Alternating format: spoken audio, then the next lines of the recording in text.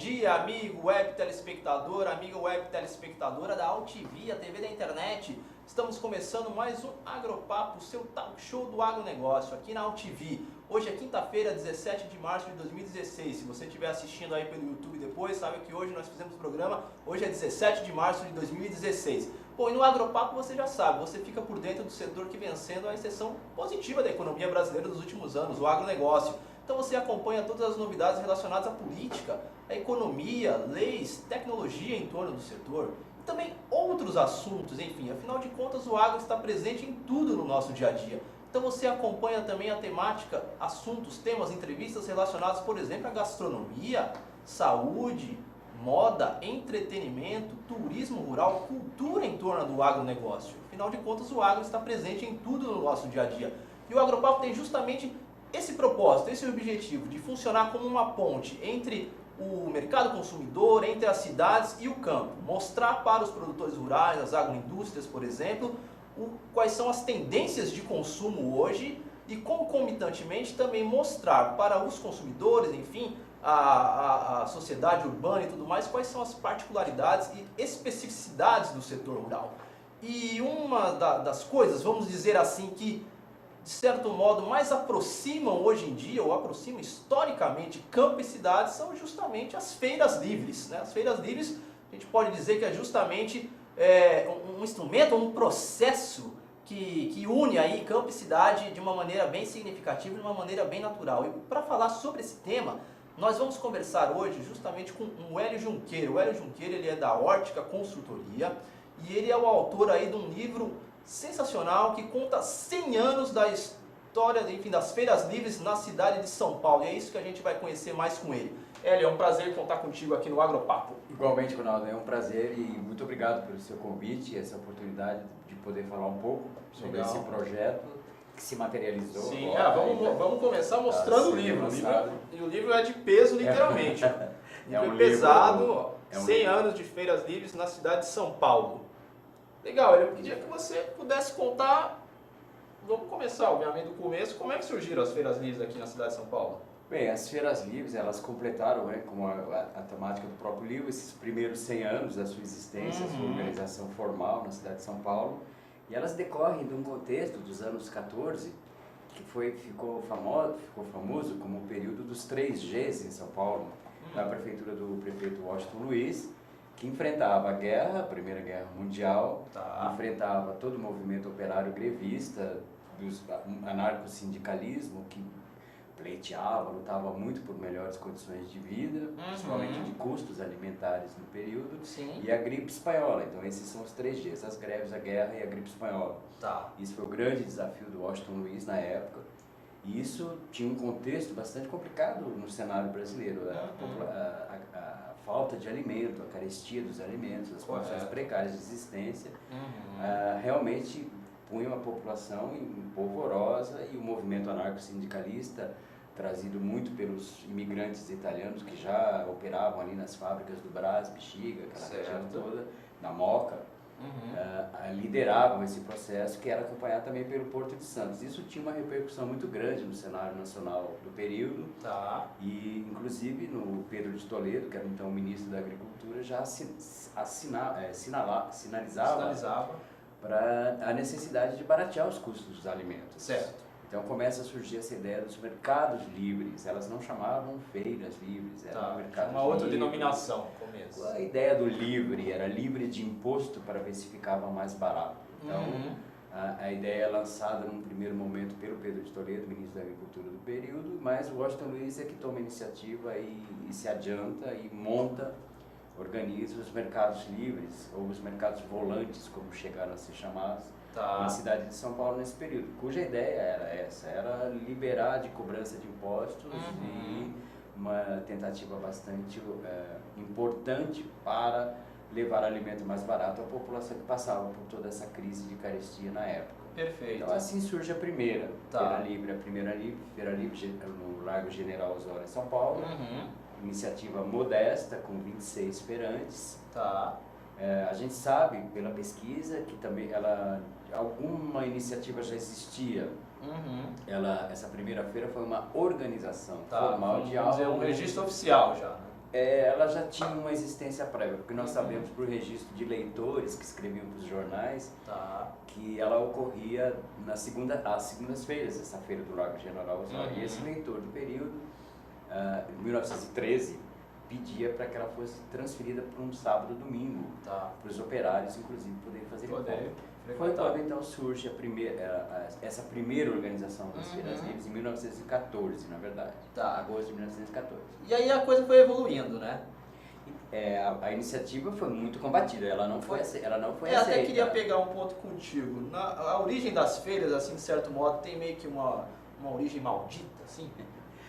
Exato, porque ela vem com essa ideia primeiro que era uma reivindicação do movimento anarco-sindicalista, outra que ela pretendia instaurar novos pontos de comercialização na cidade. Então a burguesia... Feria conflitos.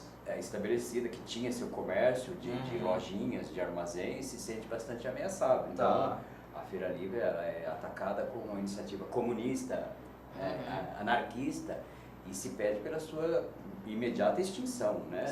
Não há nenhuma intencionalidade de aprovar as feiras livres por parte da elite ou até da própria classe dominante no sentido comercial, no sentido do comércio estabelecido. Tem meio que uma relação assim, amor e ódio, feiras livres e a cidade? A população aprova. A população dita popular, que precisava dos alimentos, dos operários, enfim, eles aprovam. Não só aprovam, como eles exigem, começa todo um projeto de pedir que as feiras livres sejam reproduzidas em todos os bairros e distritos da cidade, o que é conseguido alguns anos depois. Certo. Então passa a ser obrigatório ter feira livre em todos os bairros e distritos da cidade. Entendi. Isso é um movimento do povo, a população mais simples, que precisa de alimento mais barato. A elite odiava as feiras livres. A elite queria ser francesa.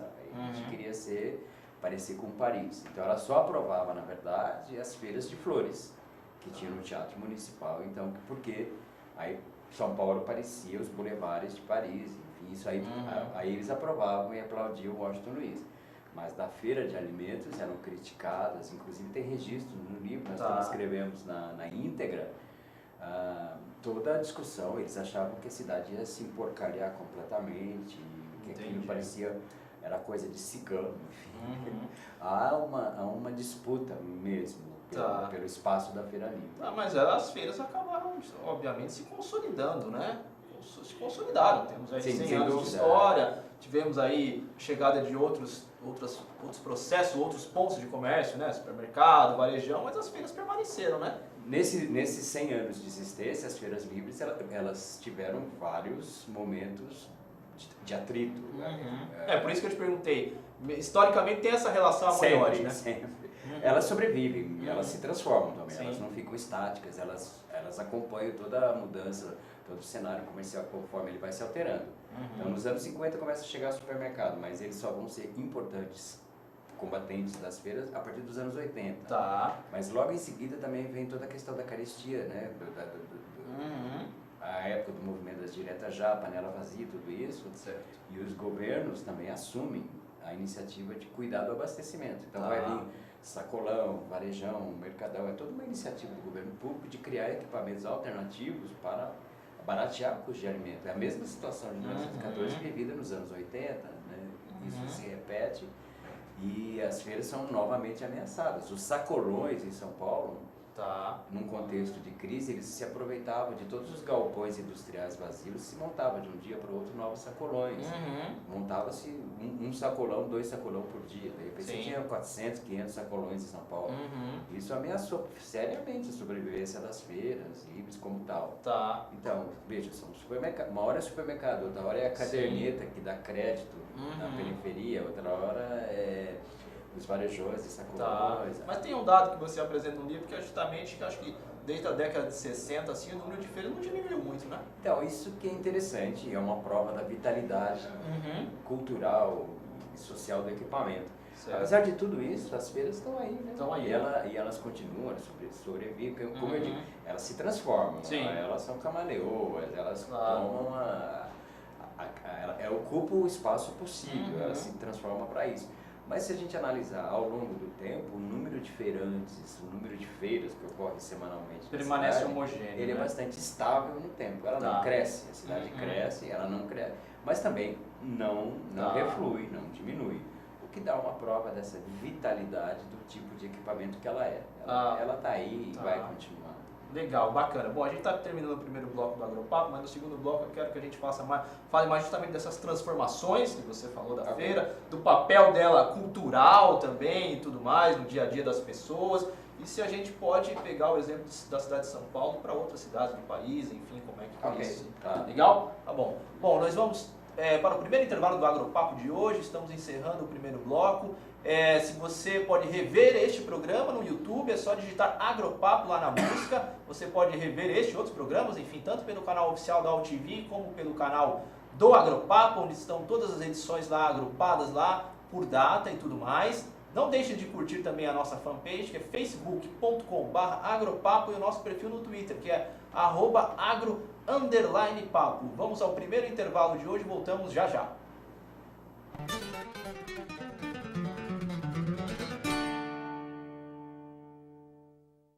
A população mundial tem crescido rapidamente e seguirá avançando nas próximas décadas. De acordo com a Organização das Nações Unidas para a Alimentação e Agricultura, até 2050 seremos 9,3 bilhões. Você sabe como vamos conseguir alimentar tanta gente? Entre outros fatores, consciência e manejo integrado às modernas tecnologias. A Andef protege a agricultura brasileira e defende essa causa. Andef, acreditar é o nosso alimento.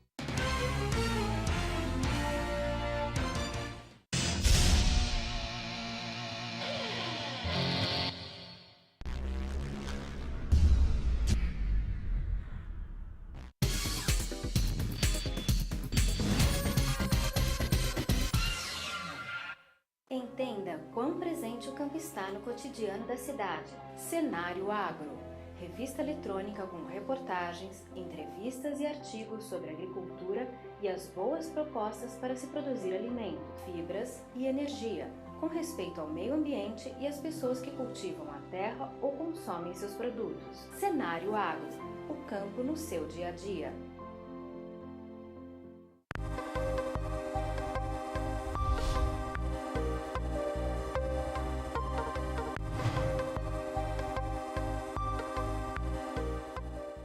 Pecuarista, dobre seu lucro na seca com Vmax Virginia Amicina.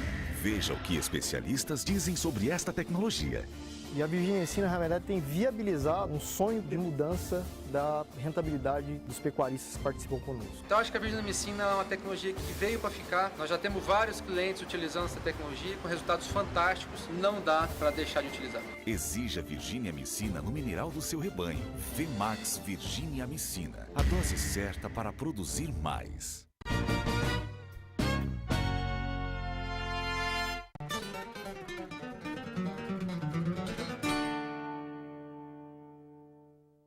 E voltamos com o Agropapo, o seu talk show do agronegócio aqui na UTV, a TV da internet.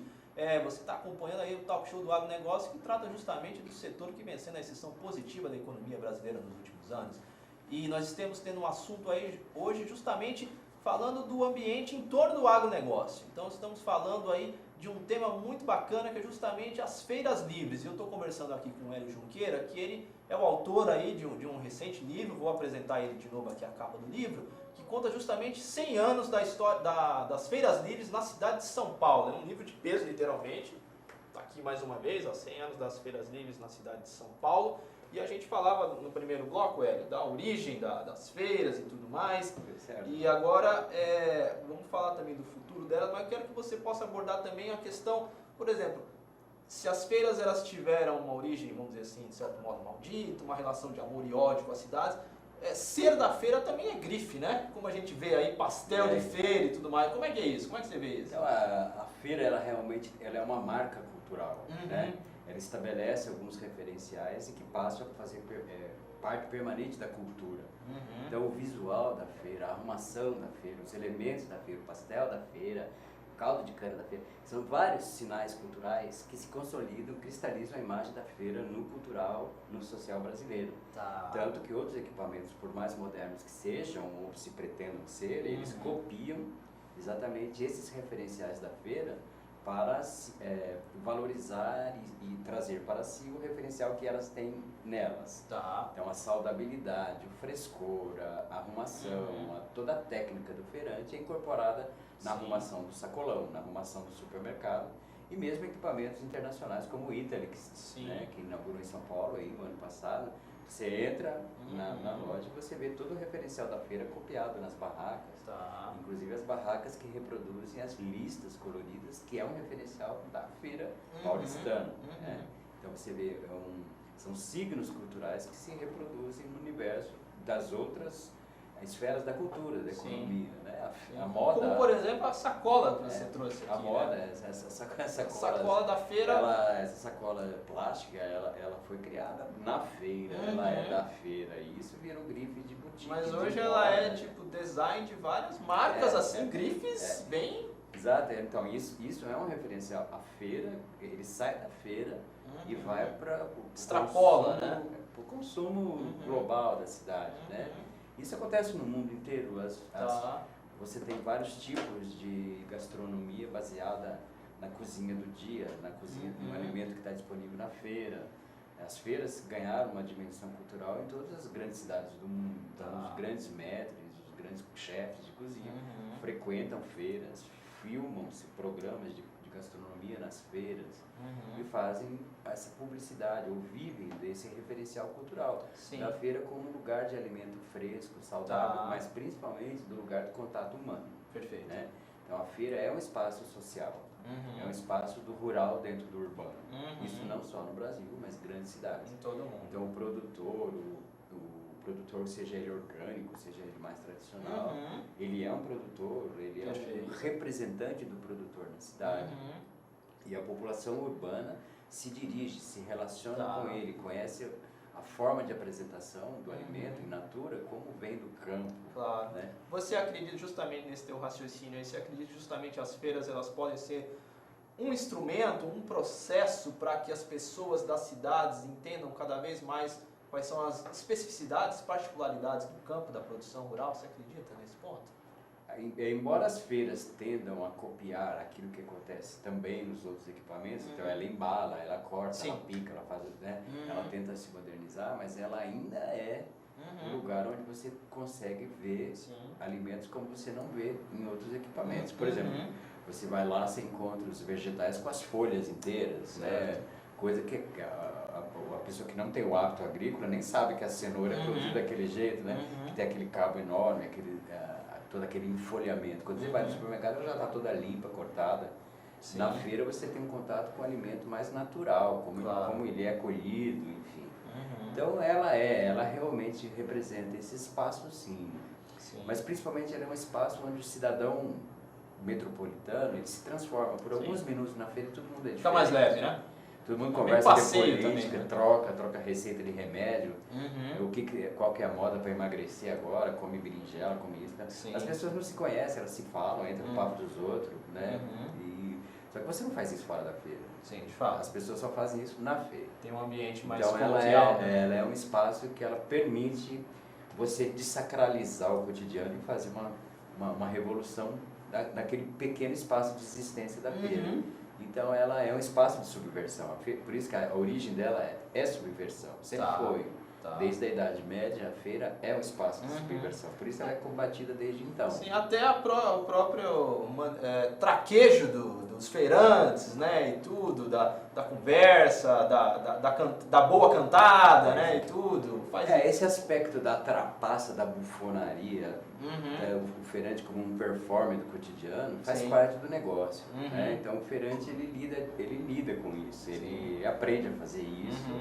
Embora ele seja um profissional, ele é um profissional altamente competente, altamente sério, mas ele incorpora toda uma performance de cotidiano de fazer a festa, e fazer a farra, e fazer a brincadeira no meio do comércio, o que não tem em outro equipamento, né? Sem dúvida. Então, a tua relação com o alimento dentro do supermercado, mesmo dentro do sacolão, é uma relação fria, comercial, como se você estivesse comprando qualquer outra coisa.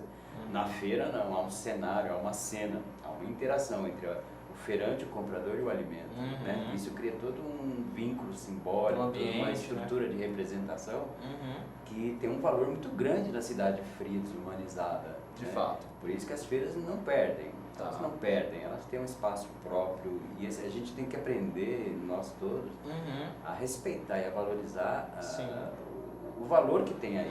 Né? Isso tem um valor insubstituível. Tá.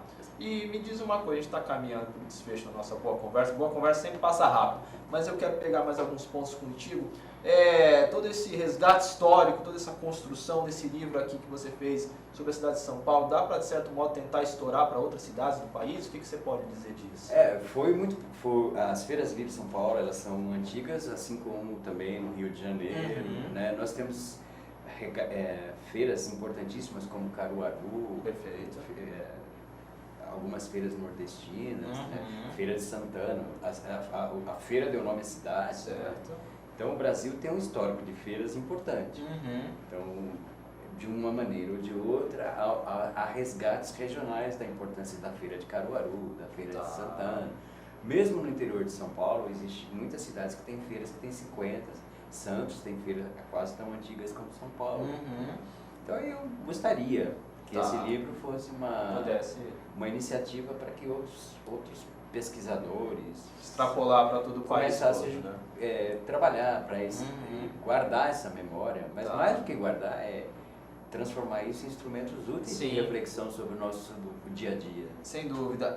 Para a gente fazer o encerramento, como é que você vê o futuro das feiras?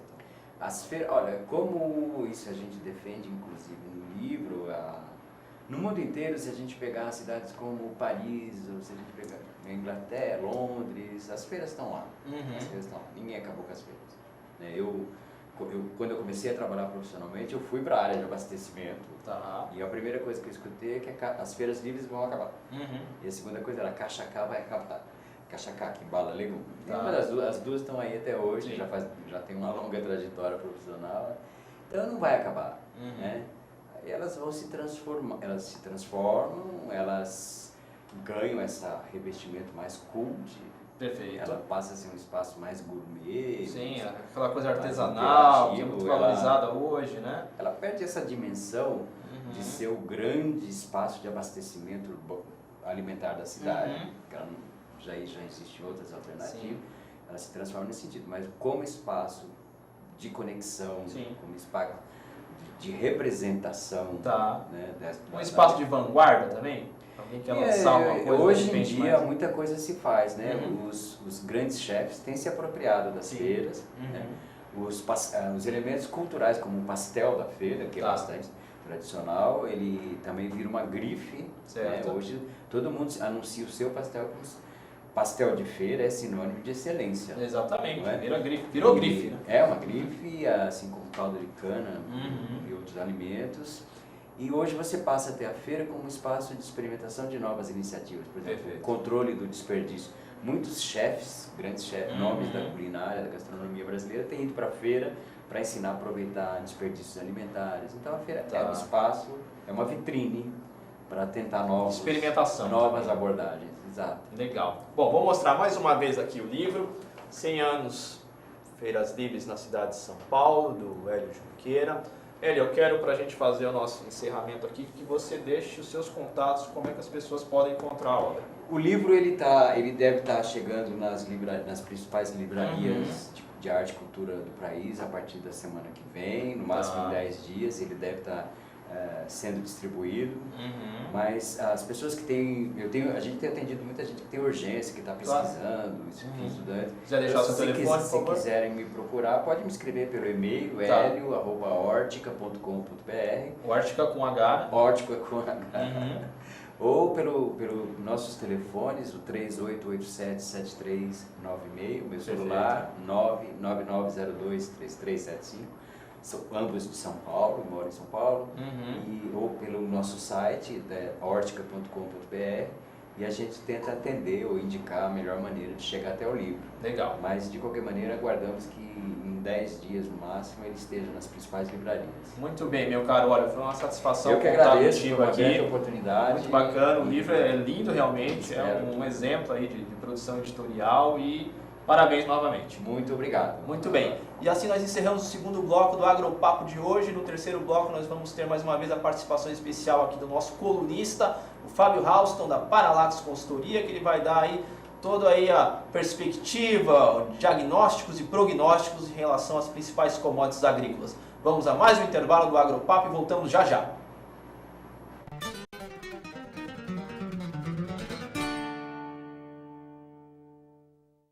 A população mundial tem crescido rapidamente e seguirá avançando nas próximas décadas. De acordo com a Organização das Nações Unidas para a Alimentação e Agricultura, até 2050 seremos 9,3 bilhões. Você sabe como vamos conseguir alimentar tanta gente? Entre outros fatores, consciência e manejo integrado às modernas tecnologias. A Andef protege a agricultura brasileira e defende essa causa. Andef, acreditar é o nosso alimento.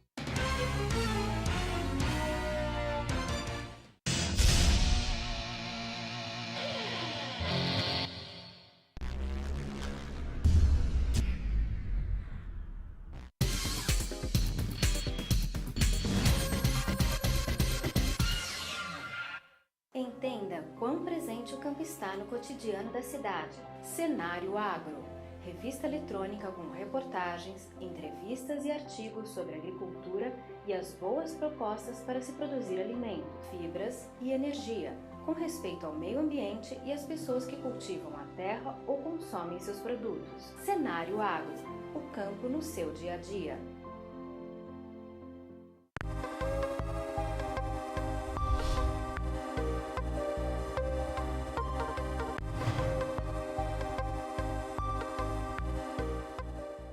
Pecuarista, dobre seu lucro na seca com Vemax Virginia Amicina. Veja o que criadores como você dizem sobre esta tecnologia.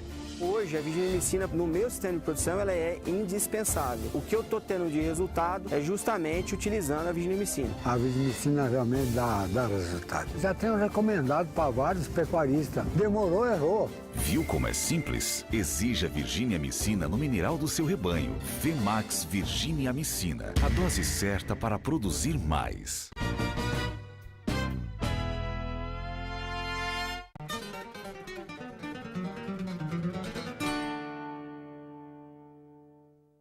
Voltamos com o Agropapo, o seu talk show do agronegócio aqui na UTV, a TV da internet.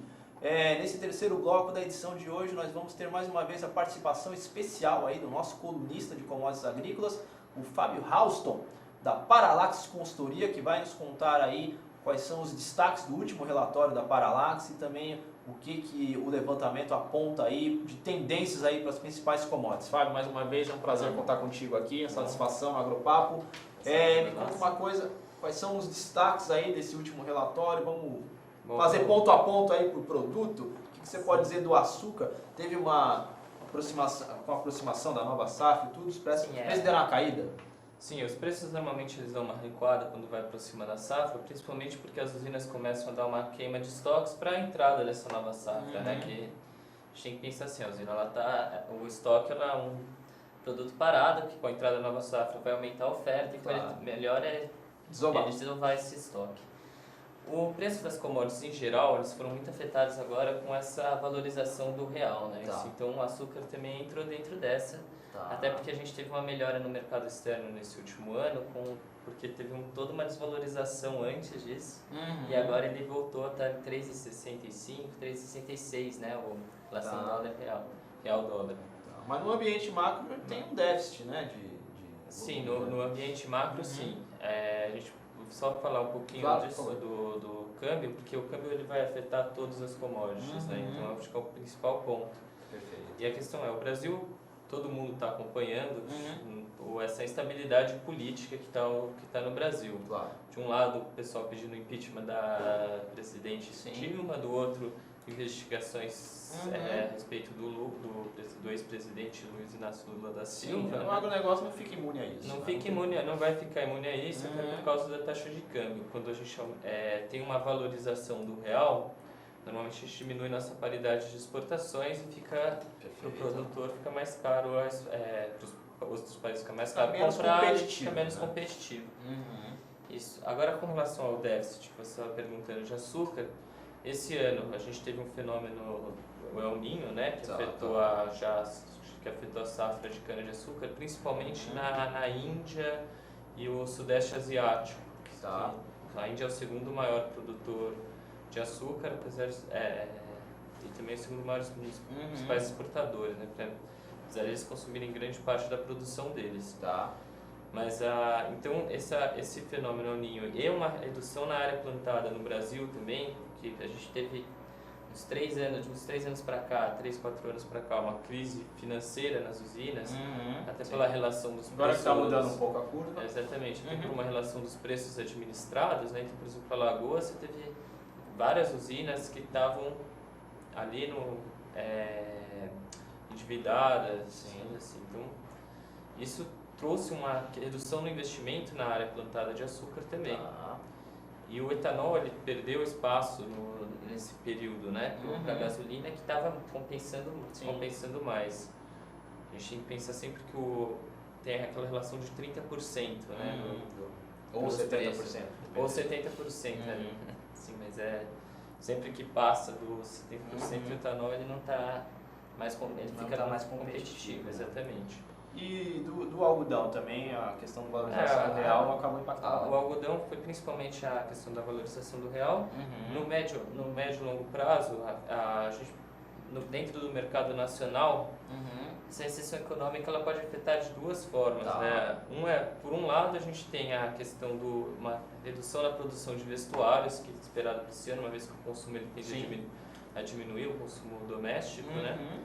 E por outro lado, a gente também pode ver por uma substituição de importações. Tá. Isso porque se o real ele se mantiver muito desvalorizado, o brasileiro tende a consumir mais produto nacional, que vai estar mais em conta do que os produtos importados. Então isso pode favorecer um pouco a indústria têxtil. Então tá a relação nesse aspecto, dessa conjuntura. Dentro dessa conjuntura. Tá. Outro ponto importante são os estoques globais, que são extremamente elevados de algodão. Tá.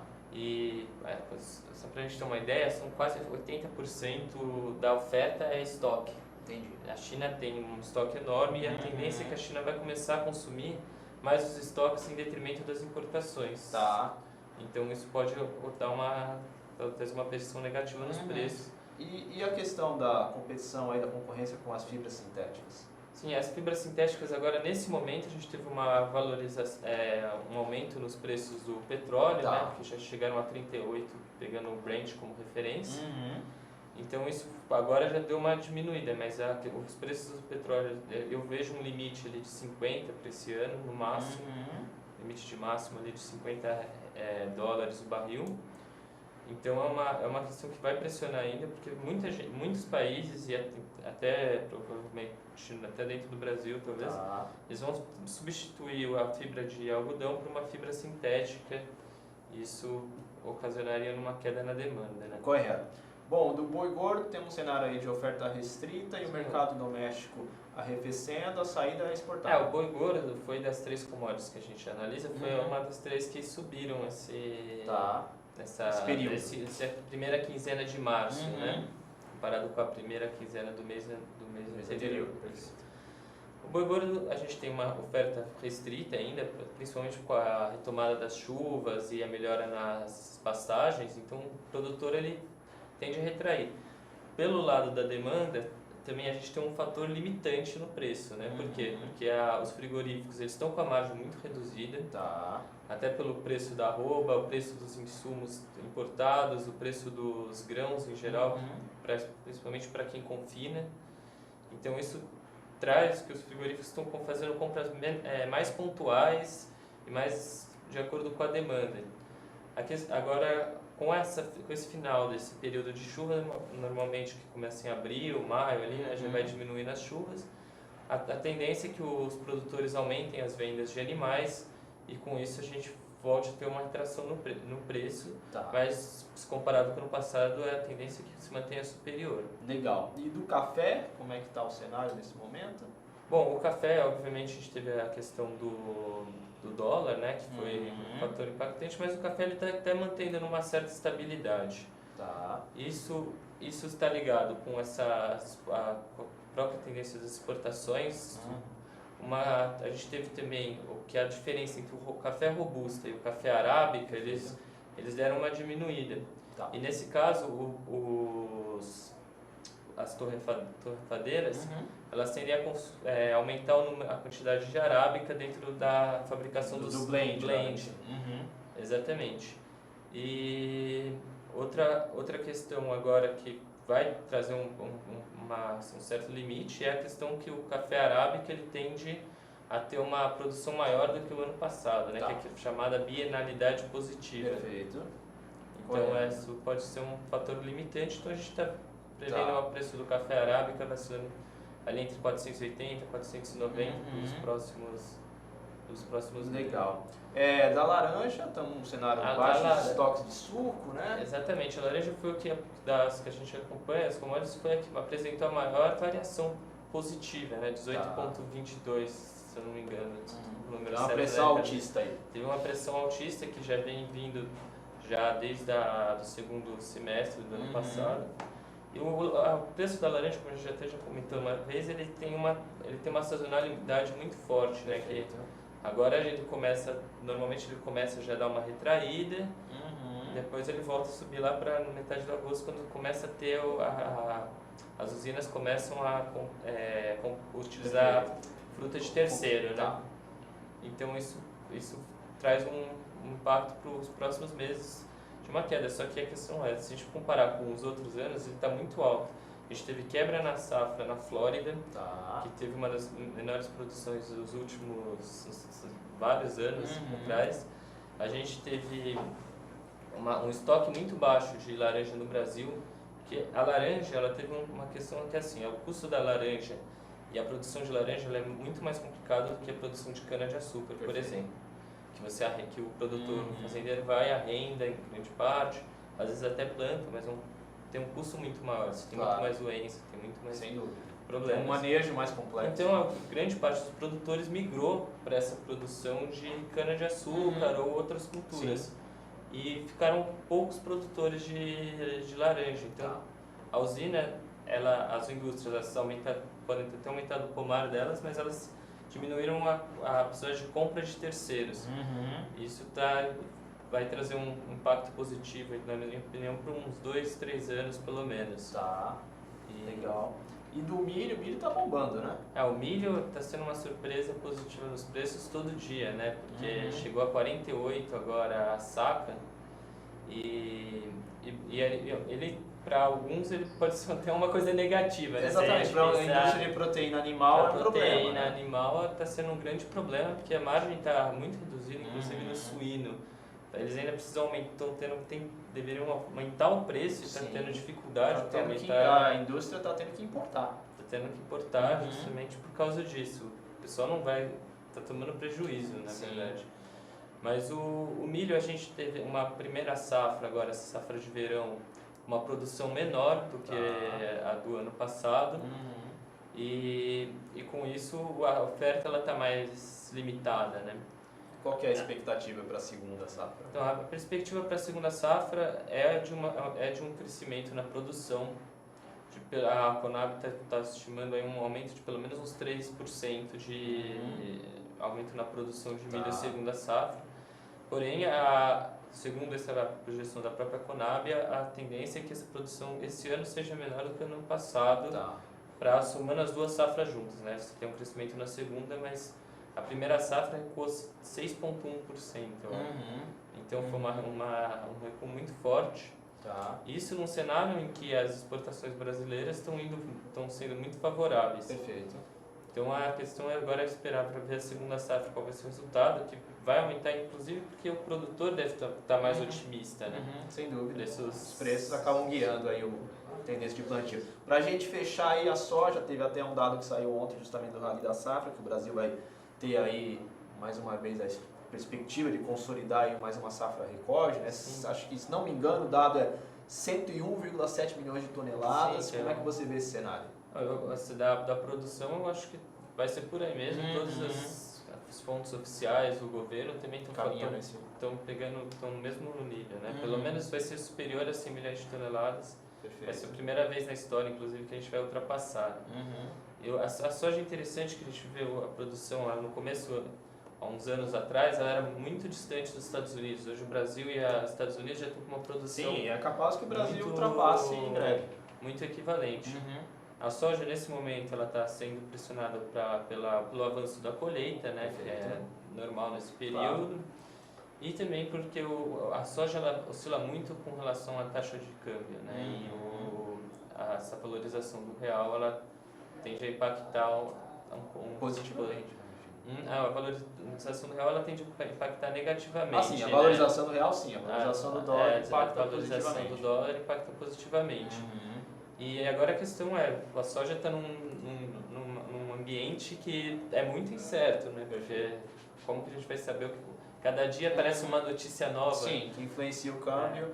E a questão do câmbio tem o ponto também de influência dos insumos, né? Sim, mas na minha perspectiva, a soja está com o mercado muito equilibrado entre oferta e demanda. Os dois estão acima de 100 milhões de toneladas. Perfeito. Então a soja ela vai... Está bem justo, né? A soja o mercado não vai ser o que vai impactar tanto, eu acho, que o preço delas esse ano. Legal. Eu acho que isso é mais a questão do câmbio mesmo. Perfeito. Esquecemos algum frango, né? Sim, o frango, a gente pode falar do frango congelado, que como a gente já até falou antes, né, principalmente na margem do frigorífico, está muito baixo. E as exportações estão sendo impactadas principalmente pela taxa de câmbio. Perfeito. Então o frango ele tende a se manter nesses patamares, agora está em 3,91, foi a média, ele está recuando, subindo, oscilando na volta dos R$4 quando a gente pega o frango congelado, né? Perfeito. Legal, meu caro. Bom, quando é que sai o próximo relatório? Então, o próximo relatório agora é no dia 1 de abril, é sempre dia 16, né? Porque pega o preço da quinzena, e dia 1 para fazer o fechamento do mês. Tá. E aí a gente vai atualizando de acordo com as alterações, perfeito, né? Safras e projeções. Sem dúvida. Bom, então daqui uns 15 dias você está de volta aqui na tua coluna especial. Eu quero aproveitar para a gente fazer o encerramento de hoje, para você deixar o site da Paralax, por favor. O site da Paralax é www.paralaxes.com.br. Paralax com 2 L's, né? Com 2 L's, X e Y. Muito bem, meu caro. Foi um prazer contar contigo de novo, Fábio. E daqui a 15 dias você está de volta para atualizar os produtores rurais. Perfeito. Muito bem, gente. Assim nós encerramos a edição do Agropapo, o seu talk show do agronegócio aqui na UTV, a TV da internet. Lembrando que o Agropapo ele tem direção e apresentação de Ronaldo Luiz, apoio da Fibro Saúde Animal, da Associação Nacional de Defesa Vegetal, e a direção jornalística da Altivia, do jornalista Alberto Luchetti. Encerramos essa edição, voltamos na próxima semana. Um abraço e tchau, tchau.